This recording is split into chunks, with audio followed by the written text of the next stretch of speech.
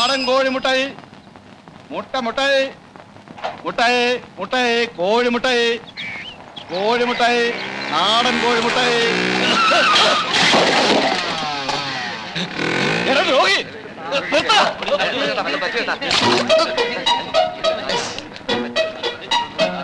കോഴിയല്ല പറന്നു മുട്ടായിരുന്നു. വല്ലതും പറ്റിയോ? പിന്നെ പറ്റാതെ 500 രൂപയുടെ മുട്ടയല്ലേ പൊട്ടിയത്? അതല്ല, ദേഹത്ത് വല്ലതും പറ്റിയോ? ഇല്ല, എനിക്കൊന്നും പറ്റിയില്ല.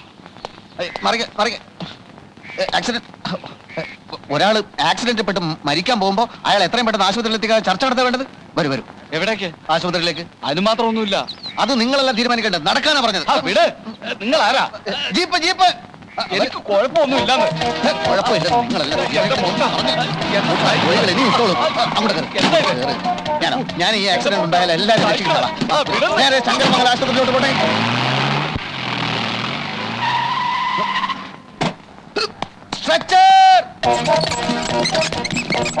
എന്തിനാ സാർ ഇതൊക്കെ? നിങ്ങൾ അധികം സംസാരിക്കരുത്. ഇതൊക്കെ എന്തിനാണെന്ന് എല്ലാ പരിശോധനയും കഴിയുമ്പോൾ മനസ്സിലാവും. സിസ്റ്റർ, രക്തം, കഫം, മലം, മൂത്രം എല്ലാം വിശദമായി പരിശോധിക്കണം. എക്സ്റേ, തലയുടെ, നെഞ്ചിന്റെ, പിന്നെ എല്ലാ സന്ധി ബന്ധങ്ങളുടെയും ഓരോന്നിരിക്കട്ടെ.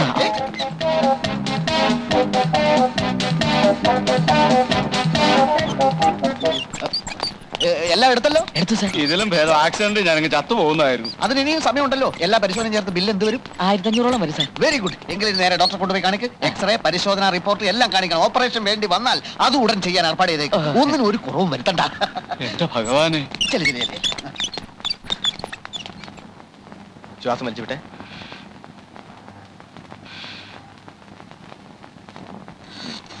എന്താണ് സിസ്റ്റർ ഇത്?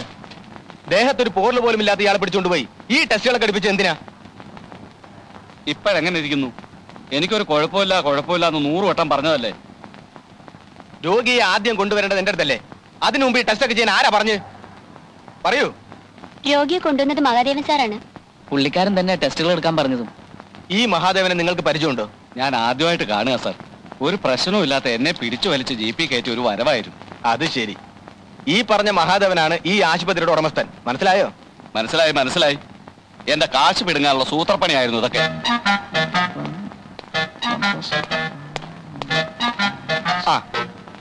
മഹാദേവൻ സാറ് ചെയ്ത ഒരു വലിയ കാര്യ. 5 മിനിറ്റ് വൈകിരുന്നെങ്കിൽ ആ മുട്ടക്കാരൻ തട്ടിപ്പോയനെ. എനിക്ക് തോന്നി ഓപ്പറേഷൻ ചെയ്തേക്കാം അല്ലേ? സാറിന്റെ അഭിപ്രായം പറഞ്ഞോളൂ. എന്ത് വേണേ ചെയ്യാം. കാലും കൈയും തലയും എല്ലാം ഓപ്പറേറ്റ് ചെയ്യാം. എന്താ? അതൊക്കെ ഡോക്ടറുടെ ഇഷ്ടം. എന്തായാലും അയാൾ ഒരു 2-3 മാസം ഇവിടെ കിടത്താനുള്ള ഒരു വകുപ്പുണ്ടാക്കിയാൽ വളരെ നല്ലത്. അമ്മാവൻ തമ്പി സാറ് സ്ഥലത്തെത്തിയോ?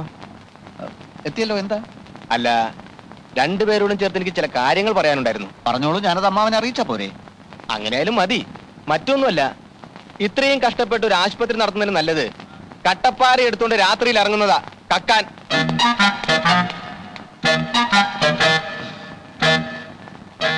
എന്നെ ഇത്രയും നേരം മെനക്കെടുത്തിയാണ് 2 എണ്ണം പൊട്ടിച്ചേരണ്ട. ആശുപത്രി ഉടമസ്ഥൻ രോഗികളെ പിടിക്കാൻ നടക്കുക. കൊള്ളാം. ഇക്കാര്യം നിങ്ങളോട് ആര് പറഞ്ഞു? ആരെങ്കിലും ആവട്ടെ, ഇതായത് വെച്ചോളൂ. എന്താ ഇത്? ഇല്ല, എല്ലാം കൂടെ ചേർത്ത് 1600 രൂപ വരും. സാറേ, എനിക്കൊരു 100 രൂപ ജീപ്പിന്റെ കാശ്. അതും ഞാൻ കൊടുക്കണം? പിന്നെ ആരും ഞാൻ കൊടുക്കണം? അല്ല, ഒരു സംശയം ചോദിച്ചെന്നേ ഉള്ളൂ.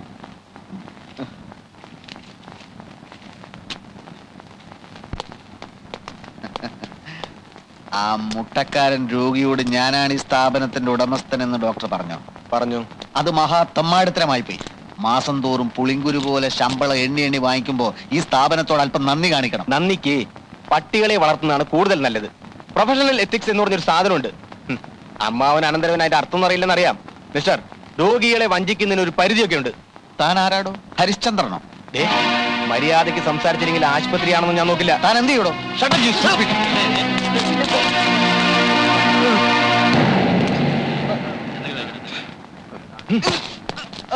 കള്ള പരീക്ഷകൾ. ആത്മാഭിമാനമുള്ള ഒരാൾക്ക് ഇവിടെ ജോലി ചെയ്യാൻ കഴിയില്ല. തന്റെ ജോലിയും കൂലിയും എനിക്ക് വേണ്ടോ? സർ, ഡോക്ടറോട് പോകരുതെന്ന് പറ. രോഗികളുടെ കാര്യം ആകെ പ്രശ്നത്തിലാവും. രോഗികൾ എനിക്ക് പ്രശ്നമല്ല. എന്റെ ശമ്പളക്കാരന്റെ ചൊൽപ്പടിക്ക് ഞാൻ നിൽക്കണോ? പോട്ടെ, എല്ലാവരും പോട്ടെ. വേണമെങ്കിൽ നിങ്ങൾക്കും പോകാം. ആരും ഇല്ലെങ്കിലും ഞാൻ ആശുപത്രി നടത്തും. ഡോക്ടർ എവിടെ, മരുന്ന് എവിടെ എന്ന് ചോദിച്ച് അവൻ എന്റെ മെക്കിട്ട് കയറാൻ വന്നു. അവനെ മാത്രം കുറ്റം പറഞ്ഞിട്ട് കാര്യമില്ല. ഞാനൊന്ന് ക്ഷോഭിച്ചു. എന്റെ ദൈവമേ, അവനും ഒന്ന് ക്ഷോഭിച്ചു. സാവിത്രി, ഈ കാണുന്നൊക്കെ അവന്റെ സംഭാവനയാണ്. ആശുപത്രിയിൽ ഡോക്ടറും മരുന്നൊന്നുമില്ലേ? പിന്നെ മരുന്നുണ്ട്, പക്ഷെ ഡോക്ടർ ഇല്ല. ഡോക്ടർ എവിടെ പോയി? പതിവ് പോലെ പിരിഞ്ഞുപോയി. വിവരവും വിദ്യാഭ്യാസവും സംസ്കാരവും ഇല്ലാത്ത കഴുത. ആര്? ഡോക്ടറോ? അല്ല, എന്റെ അനന്തരവൻ. ആശുപത്രി ചുമതല ഞാൻ നോക്കിക്കൊള്ളാവുന്ന പല വട്ടം ആ തെണ്ടിയോട് ഞാൻ പറഞ്ഞതാ. ഫൂൾ. മാന്യന്മാരോട് പെരുമാറാൻ അറിയാമല്ല, സംസാരിക്കാൻ അറിയാമല്ല. ഒരു മാസത്തിനിടയ്ക്ക് ഇത് 3ാമത്തെ ഡോക്ടറാ പിരിഞ്ഞു പോകുന്നത്. ഇതിങ്ങനെ തുടർന്നാൽ ആ ആശുപത്രി വളപ്പിൽ തന്നെ ഒരു കുഴി കുത്തി എന്നെ അങ്ങോട്ട് മൂടിയാ മതി. ഉരുത്തം കൊട്ട കഴുത. കൈക്ക് ഭയങ്കര വേദന. വാ വാ. അമ്മാവൻ നേരത്തെ ഇങ്ങ് പോന്നോ? കിട്ടേണ്ടത് കിട്ടിക്കഴിഞ്ഞാ പിന്നെ അവിടെ നിൽക്കേണ്ട കാര്യമില്ലല്ലോ. എന്ത് പറ്റി അമ്മാവ, മുഖത്തും ദേഹത്തൊക്കെ? അതേ, ഒരു പശു ഓടിച്ചപ്പം മറിഞ്ഞു വീണതാ. അയ്യോ അയ്യോ. മോൻ എവിടെയായിരുന്നു? ആശുപത്രിയിലൊന്നും കണ്ടില്ല? അവിടുത്തെ സ്ഥിതി വഷളാവെന്ന് തോന്നിയപ്പോ ഞാനൊന്ന് മാറി നിന്നതാ. ഡോക്ടറെ ഞാൻ പിരിച്ചുവിട്ടല്ലോ. ആ കാര്യം എന്നെ ഒന്ന് അറിയിച്ചിരുന്നെങ്കിൽ ആ ആസ്മാക്കാരന്റെ കൂടെയുള്ളവന്റെ കയ്യിൽ നിന്ന് രക്ഷപ്പെടായിരുന്നു. അയ്യോ, ഇത് അയാൾ വലിയതാണോ? ഭാഗ്യം, അത് എനിക്ക് കിട്ടേണ്ട അടിയായിരുന്നു. എന്താ മഹാദേവ, ആശുപത്രിയിൽ ഒരു ഡോക്ടർ സ്ഥിരമായി നിൽക്കുന്നില്ലല്ലോ? അമ്മായി, ഈ ഇരിക്കുന്നത് എന്റെ അമ്മാവനല്ല, ദൈവ. എന്റെ ദൈവ. ആ ദൈവത്തെ തെണ്ടി, ചെറ്റ, നാറി എന്നൊക്കെ ഒരു ഡോക്ടറല്ല, ഒരു IAS വിളിച്ചാൽ പോലും ഞാൻ സഹിക്കില്ല. എനിക്കും തോന്നി എന്തെങ്കിലും കാര്യമായ കാരണങ്ങളില്ലാതെ നീ ഒരാളെയും പിരിച്ചുവിടില്ല. നമുക്ക് അടച്ചിടാം അമ്മാവ. ആശുപത്രി അടച്ചിടാം. നമ്മളെ കയ്യിൽ നിന്ന് ശമ്പളവും വാങ്ങി നമ്മളെ തന്നെ തെറിവിളിക്കുന്ന അമ്മാരെയും വെച്ചോണ്ട് എന്തിനീ സ്ഥാപനം മുമ്പോട്ട് പോണം? നിന്നോട് വെള്ളം ചൂടാക്കാൻ ഞാൻ പറഞ്ഞായിരുന്നു. മഹാദേവ, എന്തോ? ആ ആശുപത്രിയും അവിടെയുള്ള സ്വത്തുക്കളും നിന്റെ അച്ഛൻ നിന്റെ പേർക്ക് എഴുതി വെച്ചിരിക്കുകയാണല്ലോ. അപ്പൊ നിനക്കത് അടച്ചിടുകയോ തുറന്നിടുകയോ എന്ത് വേണമെങ്കിലും ചെയ്യാം. ഞാൻ നിന്റെ ആരുമല്ലല്ലോ. അച്ഛനും അമ്മയും ചെറുപ്പത്തിലേ നഷ്ടപ്പെട്ടു പോയ നിന്നെ പൊന്നുപോലെ പോറ്റി വളർത്തിയ ഞാൻ നിന്റെ ആരുമല്ലല്ലോ. അമ്മാവ, ആശുപത്രി അടച്ചിടുക എന്ന് പറഞ്ഞാൽ അത് പിന്നീട് ഗംഭീരമായി തുറക്കാൻ വേണ്ടിയാ. അതെപ്പോ? നന്ദിനി ലണ്ടനിൽ നിന്ന് FRCS കഴിഞ്ഞ് വരുമ്പോ, ഞങ്ങളുടെ കല്യാണം കഴിയുമ്പോ, ഭർത്താവിന്റെ ഹോസ്പിറ്റലിൽ FRCS ഭാര്യ ഡോക്ടറായി ഇരിക്കുക എന്നത് തന്നെ നാലാള് കേൾക്കുമ്പോ ഒരു സുഖല്ലേ? പിന്നെ ആശുപത്രി അടയ്ക്കുന്ന പ്രശ്നമേ ഇല്ല. 24 മണിക്കൂർ ഇതിങ്ങനെ പ്രവർത്തിച്ചുകൊണ്ടേ ഇരിക്കും. അത് നടക്കുവോ? അതെന്താ അമ്മാവ നടക്കാതെ?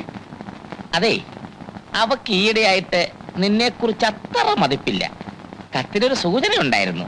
അമ്മാവ, നീ കൊളരാത്തവനാണ്, തെണ്ടിയാണ്, കഴുതയാണ്, പിടിപ്പില്ലാത്തവനാണ്, ഒജ്ഞാനനാണ് എന്നൊക്കെ ആരോ അവളെ എഴുതി അറിയിച്ചിരിക്കുന്നു.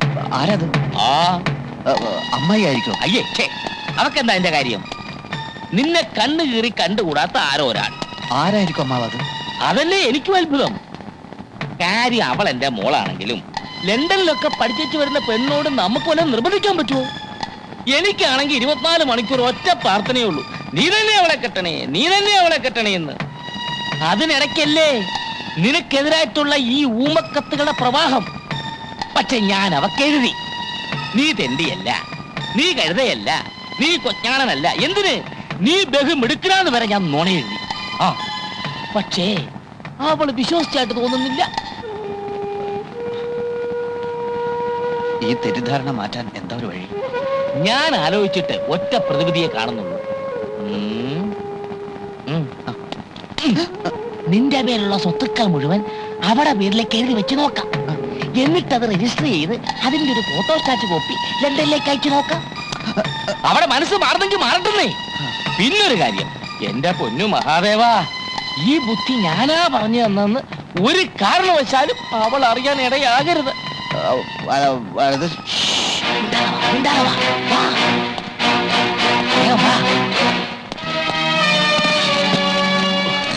എത്ര കാലമായി എഴുതി വെച്ചിട്ട്. സകല ദൈവങ്ങളെ മനസ്സിൽ ധ്യാനിച്ച് എല്ലാം മംഗളമാകാൻ ഒപ്പിടും.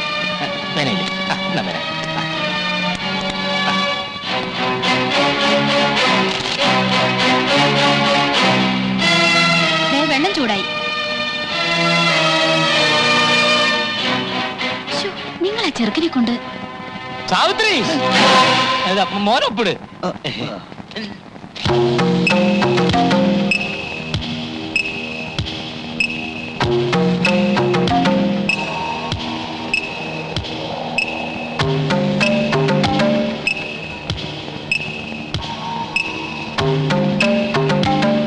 ഒപ്പിട് മോനെ. തൊലച്ചു. എന്താ? പല്ലി ചലിച്ചു. ഏയ്, അത് പല്ലിയായിരിക്കില്ല, അത് ഞാനാ. ദേ കണ്ടില്ലേ? ഇല്ല അമ്മാവ, ദേ പല്ലി. ഇന്നിനി നല്ല കാര്യങ്ങളൊന്നും ചെയ്യാൻ പറ്റില്ലല്ലോ, അശുഭ ലക്ഷണല്ലേ. തൽക്കാലം ഇതിവിടെ ഇരിക്കട്ടെ. നമ്മുടെ ആശുപത്രിയിലേക്ക് മിടുക്കനായ ഒരു ഡോക്ടറെ ഞാൻ കൊണ്ടുവരും. നല്ല രീതിയിൽ നടത്തിക്കാട്ടി നന്ദിനിയുടെ തെറ്റിദ്ധാരണ ഞാൻ മാറ്റും. അല്ല, മിസ്റ്റർ മഹാദേവൻ ഇരിക്കൂ. ഞാൻ ഒരിക്കൽ കിള്ളിക്കുറിശി പോകുന്ന വഴിക്ക് ശങ്കരമംഗലം ഹോസ്പിറ്റലിൽ കണ്ടിട്ടുണ്ട്.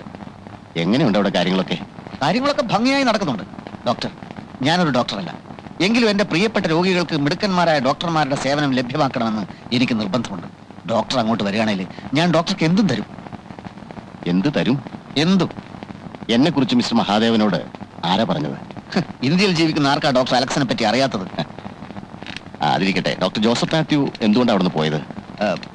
ഡോക്ടറോടായതുകൊണ്ട് സത്യം പറയാതെ തിരിച്ചുവിട്ടതാണ്. Is it? കാരണം?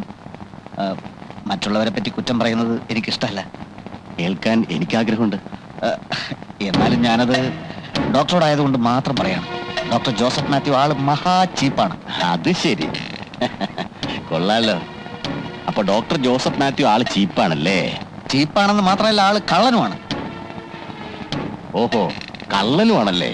അതെ ഡോക്ടർ, ഞാൻ പറഞ്ഞാൽ ചിലപ്പോൾ ഡോക്ടർ വിശ്വസിക്കില്ല. നമ്മുടെ ഈ സിറിഞ്ചില്ലേ, ഇഞ്ചക്ഷൻ ഉപയോഗിക്കുന്ന സിറിഞ്ച്, 3-4 കേസ് സിറിഞ്ച് ഇയാൾ കൊണ്ടുപോയി മെഡിക്കൽ ഷോപ്പിൽ വിറ്റു. ചേടാ ഭയങ്കര. പിന്നെ പറയാൻ പറ്റാത്ത വേറൊരു കാര്യമുണ്ട്, പക്ഷെ പറഞ്ഞേ പറ്റൂ. ഒരു ദിവസം നൈറ്റ് ഡ്യൂട്ടിയിൽ ഉണ്ടായിരുന്ന ഒരു നേഴ്സിനെ ഈ ജോസഫ് മാത്യു വേറെ ചില കാര്യങ്ങൾക്ക് പ്രേരിപ്പിച്ചു. അതോടെ ഞാൻ അയാളെ അടിച്ച് പുറത്താക്കി. നേരെയാണോ ഡോക്ടർ ജോസഫ് മാത്യു? ഡോക്ടർ അവിടെ നിന്ന് ഇവിടെ വന്ന് ജോയിൻ ചെയ്തു.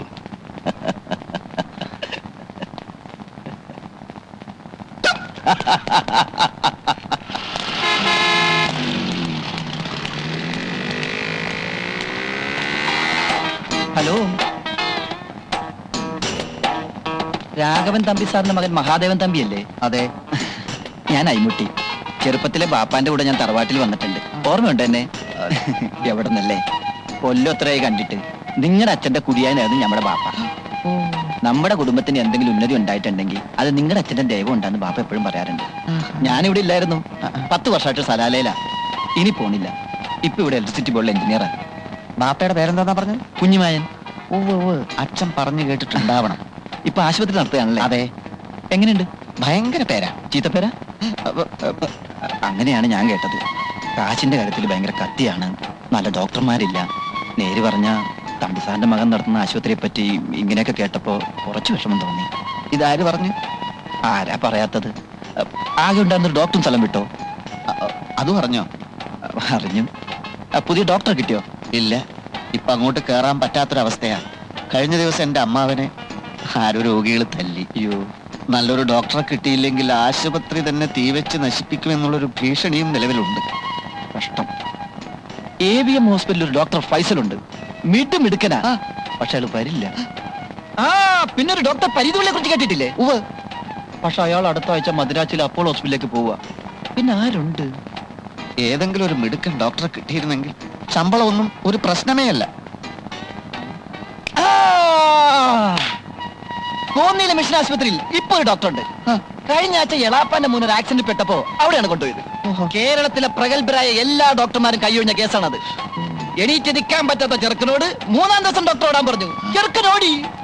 കുറച്ചു ദിവസത്തെ പരിചയമുള്ളെങ്കിലും ഞങ്ങൾ പെട്ടെന്ന് ഞങ്ങളുടെ സുഹൃത്തുക്കളായി. മൂപ്പര് വരുമോന്നറിയില്ല. ഞാനൊന്ന് ശ്രമിച്ചു നോക്കണം. അയാളെ തരപ്പെടുത്തി തന്നാൽ അയ്മോട്ടേക്ക് പുണ്യം കിട്ടും. സമാധാനപ്പെട്, നമ്മൾ ഏറ്റിരിക്കണ്. തമ്പിസാറിന്റെ മോനെ നമുക്ക് കൈവിടാൻ പറ്റുവാ. കോന്നിയിലെ ഡോക്ടറെ കിട്ടണമെന്ന് പഠിച്ചോന്നാണ് അങ്ങോട്ട് പ്രാർത്ഥിച്ചോളി. പറ്റാൽ ഇപ്പൊ തന്നെ നമ്മൾ റെസ്റ്റ് വിളിച്ചോക്കട്ടെ. ബൂത്ത് എവിടെയാണാവും?